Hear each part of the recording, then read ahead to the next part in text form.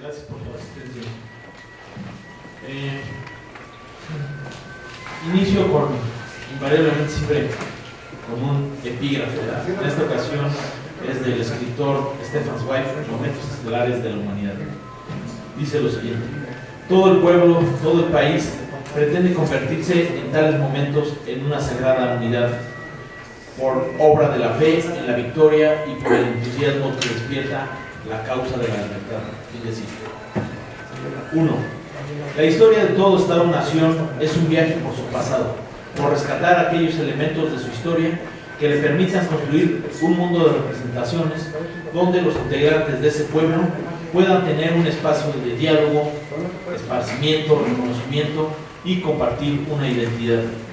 Esa identidad que se construye todos los días, como lo expresó en su momento el historiador francés Ernest Renan, en ese continuo y permanente proceso de referéndum de la vida cotidiana hecha por los ciudadanos y las autoridades.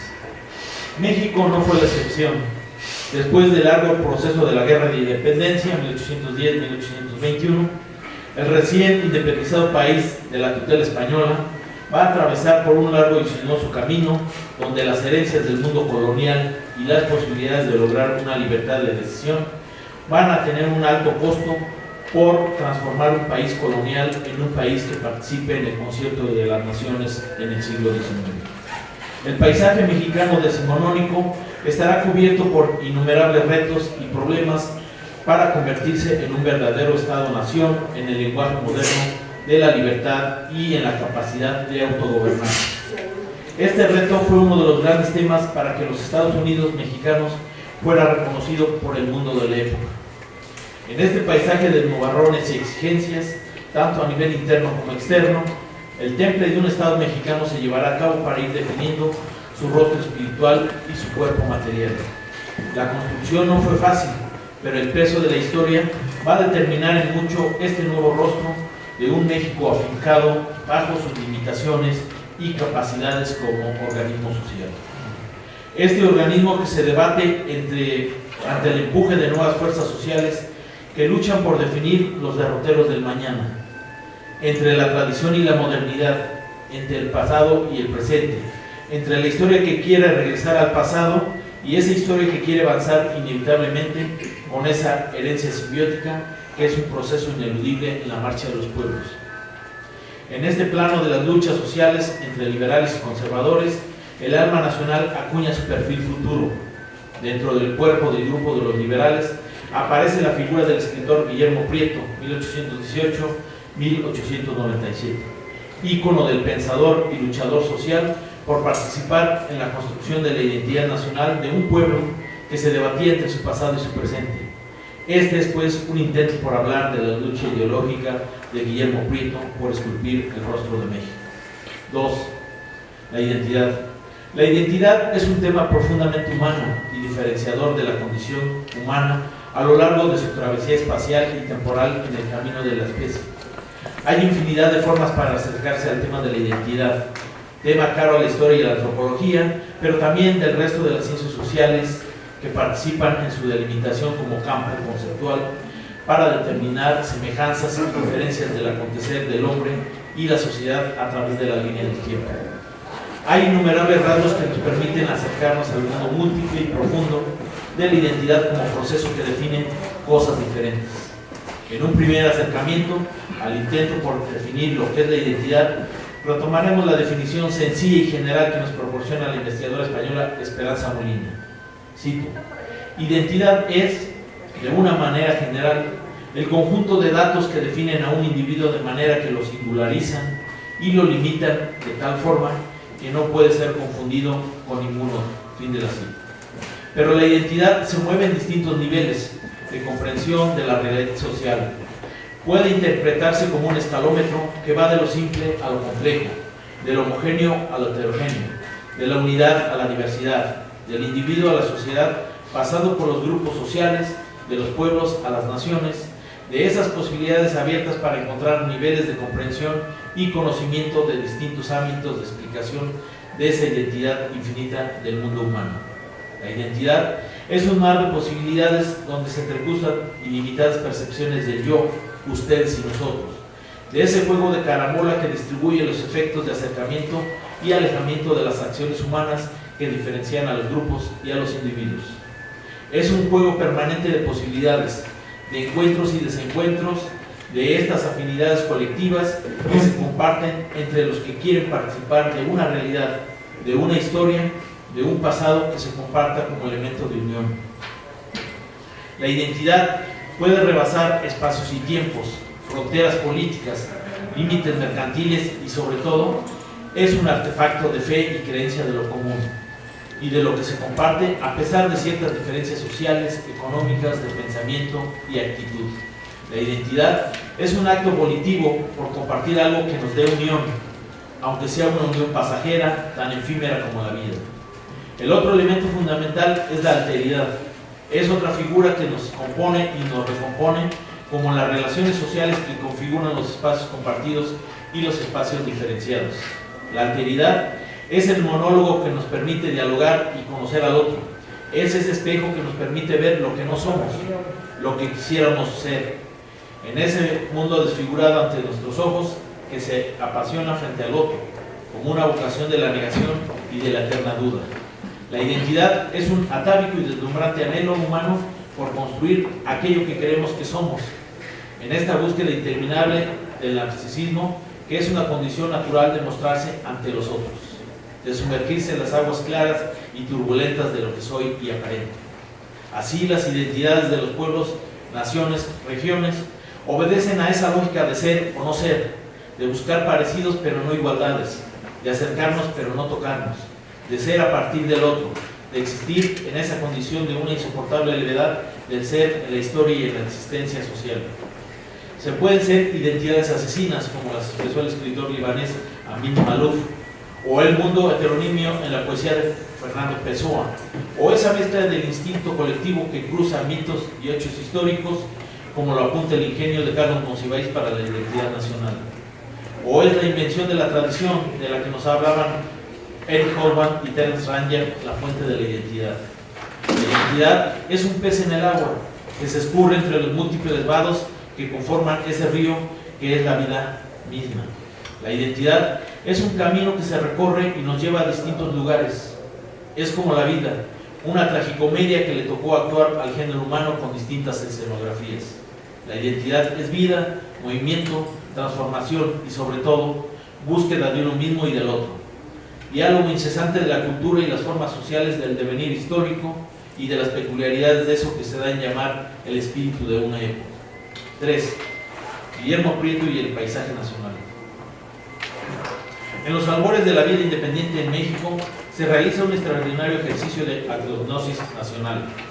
Los intelectuales que participan en esta inmensa y difícil cruzada cultural por conformar los imaginarios sociales de un nuevo mundo tuvieron en sus manos el momento de la liberación colonial como un punto de partida para construir otro mundo, otro lenguaje para nombrar una nueva realidad. Las luchas fratricidas entre liberales y conservadores fueron los campos de batalla entre dos fuerzas sociales por impregnar los aromas de un nuevo tiempo, como bien lo sugiere el estudioso de la historia de México, David Breitbart.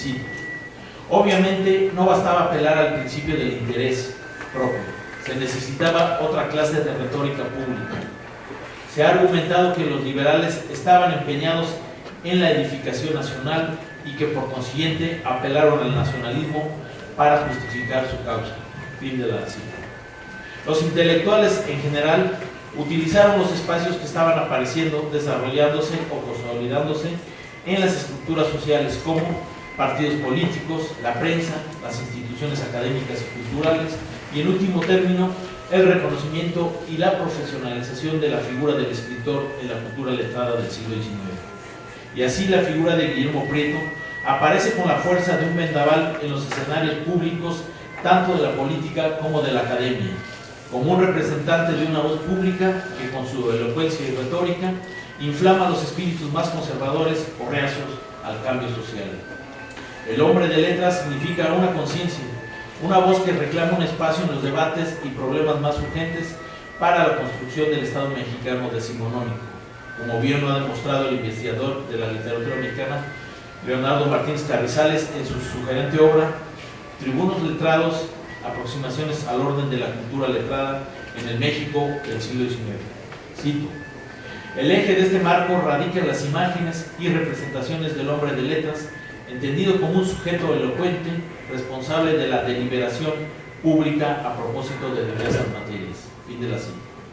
La aparición pública del intelectual, que proporciona a través de sus obras o su oratoria un análisis de la situación social del México posindependiente, es un factor clave para discutir el panorama nacional en busca de su identidad. La obra de Guillermo Prieto, manifestada en la economía política, la historia, la literatura, la prensa y sobre todo en ser un cronista cultural de la vida cotidiana y de las manifestaciones de una historia de las mentalidades que nos proporciona una geografía literaria del México del siglo XIX. Al igual que muchos pensadores liberales de su época como Andrés Quintana Roo, José María Lacunza, Manuel T. Ferrer, Manuel Paino, entre otros, pretende formar ese espíritu nacional que define al mexicano y su historia como componentes esenciales de esa identidad. Una de las primeras empresas es consolidar instituciones que se preocupen por desarrollar una literatura mexicana, como es el caso de la Academia de Letrar, fundada en 1836, y que va a convertirse con el tiempo en un bastión fundamental por establecer una literatura mexicana, la cual va a traer consigo un diálogo y un debate con los fantasmas del viejo orden colonial, así como la formación de un espíritu de libertad basado en el libre albedrío y en las influencias de la Revolución Francesa como fundamentos de una verdadera libertad cívica y nacional. El mundo de Prieto es el escenario de las pugnas constantes entre liberales y conservadores. Es el momento de los grandes caudillos que seducen a la patria. Es la búsqueda delirante y fecunda de una forma de gobierno que obedezca a la modernidad y al mundo ampliado del ciudadano y sus derechos. La integración de Prieto a estas oleadas de luchas y traiciones entre los grupos que se alternan el poder político de México del siglo XIX es el resultado de la indagación por recuperar un pasado y construir un presente.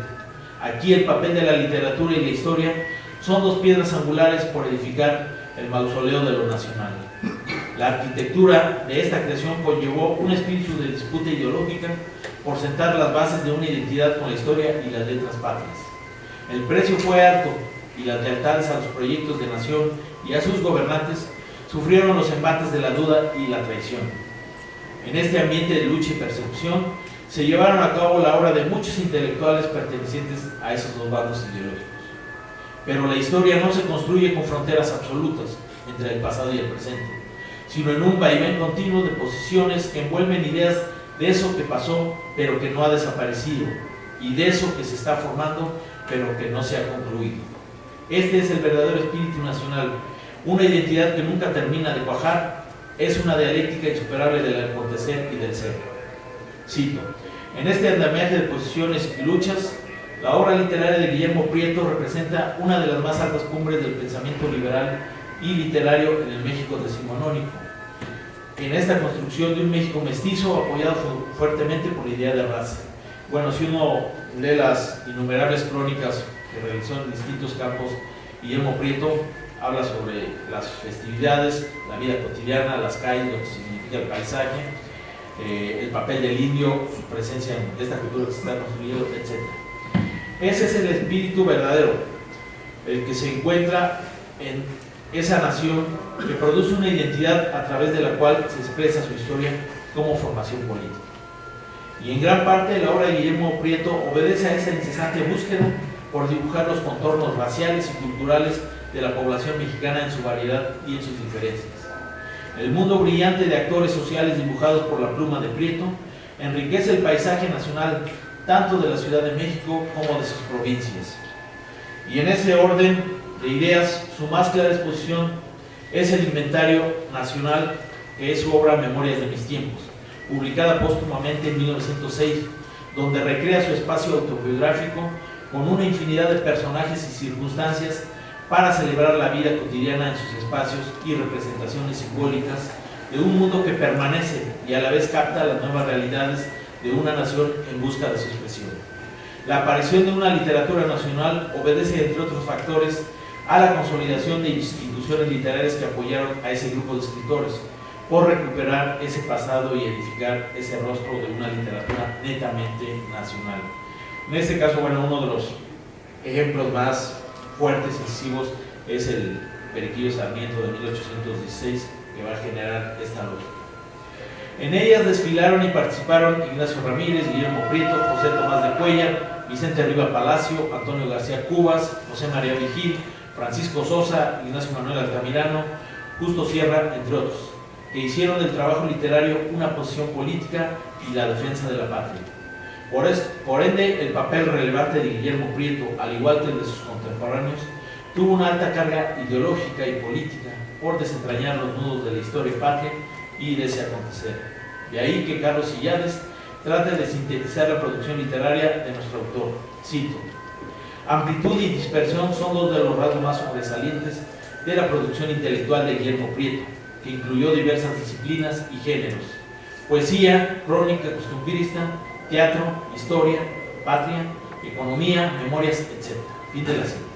Su vida estuvo muy estrecha con su producción literaria. Los cargos públicos que ejerció se reflejaron en sus obras. Al ser ministro de Hacienda varias veces, lo dejó plasmado en sus trabajos Lecciones elementales de economía política y Breves nociones de economía política. Su papel de historiador lo expresó en Lecciones de historia patria y sus andanzas en el exilio lo expuso en Viajes de orden suprema y Viajes a los Estados Unidos. Y por último, su libro más famoso y leído, Memorias de Destinos. La figura señera de Guillermo Prieto en las letras nacionales del siglo XIX tiene esa carga emotiva y narrativa de lo que acontecía en el país. Solo mencionaré algunos breves ejemplos o párrafos de su obra más famosa para describir el ambiente de la época retratado por Guillermo Prieto. Cito tres pequeños párrafos. 1. Viviendo a la intemperie, hambrientas, desnudas y mal armadas, eran masas de hombres sostenidos por el amor a su jefe y a su casa, que sentían más de lo que pudieran razonar. 2. Imposible es describir el griterío, el barullo, el tono de tumulto de la pulquería: gritos, silbidos, riñas, retozos, relinchos, lloros, rebudos, todo se mezclaba a los cantos del fandango y al sonoro ¿dónde va la otra? Del jicarero. 3. En grados y palcos lucían los vistosos uniformes de militares, los fracs áridos color de pasa y verdes con botones dorados, de los paisanos, hábitos y mantas, trajes telares de colegiales y trajes de payos, cortesanos con sus cueros bordados de oro y plata, sus chalecos blancos y sus calzones de paño riquísimo. Tenemos tres momentos espléndidamente escritos por Prieto y su mirada sobre la historia y sus habitantes: la fidelidad a los caudillos, el mundo popular de las pulquerías y los distintos ropajes de la sociedad mexicana de la época. La construcción que se requería de una identidad nacional era un imperativo de orden supremo. La realidad y la imaginación del escritor hacían de esta tarea una ardua empresa de búsqueda y ratificación de valores, principios, ideas, representaciones, simbologías, formas de vida, gustos gastronómicos, entre otros muchos factores que propiciaran esos procesos de identidad. Y así, el nombre de Guillermo Prieto se ve unido a los avatares políticos del país, a la monumentalidad por construir una historia patria, una historia de bronce, por significar el rescate de los tipos populares, por rescatar esa vida cotidiana que da la dinámica y la esencia de una nación. En sí, los sueños liberales de Guillermo Prieto son los sueños de una colectividad que busca la libertad de un pueblo. Cuando aparece la voz confiada de Prieto, pasa a defender la vida del presidente Juárez ante el enemigo, aquella famosa frase: los valientes no asesinan. Su nombre y figura se convierte en parte de esa historia patria que construye héroes y edifica la escenografía nacional de un momento álgido de esa historia patria. La identidad se convierte en un proceso interminable donde la alteridad juega el papel trascendental por configurar esa historia patria. El rescate que hace de las tradiciones, personajes, de la gastronomía, de las costumbres, de los vicios y aciertos de los grupos sociales que conforman ese México del siglo XIX de infinitos rostros, hacen de Prieto un cronista de ese sentir nacional frente al otro, aquel que lo niega, pero a la vez lo refuerza con esa negación de su propia definición de lo mexicano. Como lo ha afirmado la estudiosa Marina Martínez Andrade, sí, de sus riquezas naturales y humanas, las cuales deben ser rescatadas para los mexicanos con el propósito de fundar una nación. Se convierte así en inventor de una nueva representación de la realidad mexicana a partir de la visión geográfica, histórica, política, social y etnológica presentada en el texto. El significado de la patria cobró un sentido más vasto y profundo cuando se apoyó en la realidad de la nación. Fin de la cita. 4. Consideraciones finales. Guillermo Prieto es un intelectual en el sentido moderno que encuentra en los nuevos espacios de representación social un papel activo y fundamental para apoyar la construcción de la nación. En sus obras, Guillermo Prieto establece los grandes temas a debatir para buscar la unidad nacional, el mestizaje, la formación de una conciencia nacional, el homogeneizar ciertas representaciones sociales más allá de las diferencias entre los grupos que conforman a esa nación. Es un digno representante del sueño ilustrado y de los más caros anhelos por construir un Estado nacional moderno y reconocido en el concierto de las naciones.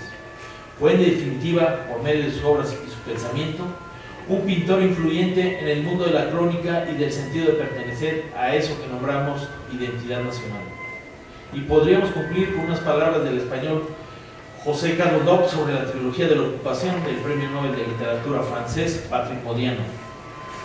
De ahí que lo autobiográfico de Modiano, que podría ser parte de la vida de Prieto, tenga idéntica importancia que la turbiedad de lo social, y uno y otro sean lugares de conflicto y paisajes de la desolación. Lugares equívocos donde nadie pisa con seguridad, paisajes de donde surge la literatura. Ese paisaje turbio le tocó vivir a Prieto, y gracias a su pluma, México avanzó en la casa de sus fantasmas para habitar ese presente con las voces del pasado. Gracias.